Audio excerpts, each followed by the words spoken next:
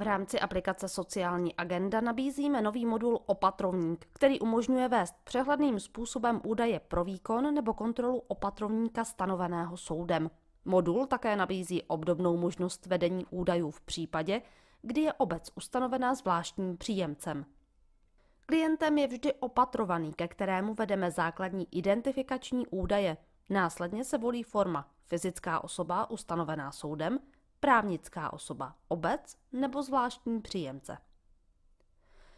Je-li opatrovníkem ustanovena fyzická osoba, u které o kontrolu výkonu opatrovnictví požádal příslušnou obec soud, umožňuje aplikace vést základní informace o opatrovníkovi i rozsahu vykonávané činnosti. Přímo v agendě lze více způsoby uvádět výsledky sociálního šetření a následně získávat statistická vyhodnocení. V případě, že je opatrovníkem nebo zvláštním příjemcem ustanovena obec, nabízí nový modul komfortní způsob vedení informací o rozsahu poskytované péče, účtech, na kterých se vedou finanční prostředky opatrovaného a zejména okamžitý přehled o stavu finančních prostředků na účtu i pokladně. Jasně, přehledně a uživatelsky přívětivě je vedený peněžní deník, kde jsou zaznamenávány veškeré finanční pohyby. Ke každé operaci nabízí aplikace tisk příjmového, případně výdajového dokladu.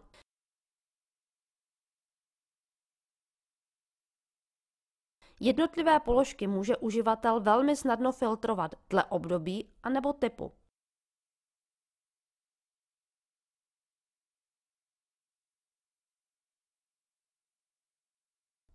Součástí nabídky je rovněž variantní tisk peněžního deníku.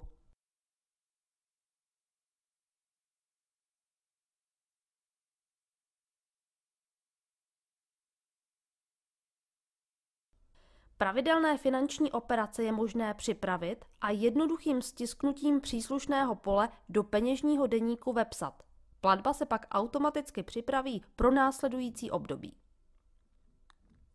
Opakující se platební transakce je možné vložit mezi šablony a jednoduchým způsobem vytisknout příslušné sestavy.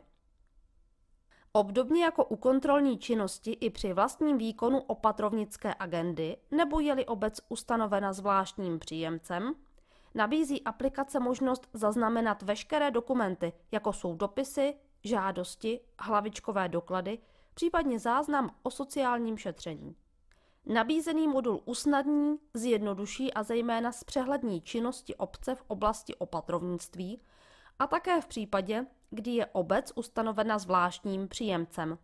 Modul je koncipován jako pomůcka pro pracovníky, kteří vykonávají vlastní agendu. Mimo to umožňuje efektivní a rychlou kontrolní činnost nadřízených pracovníků.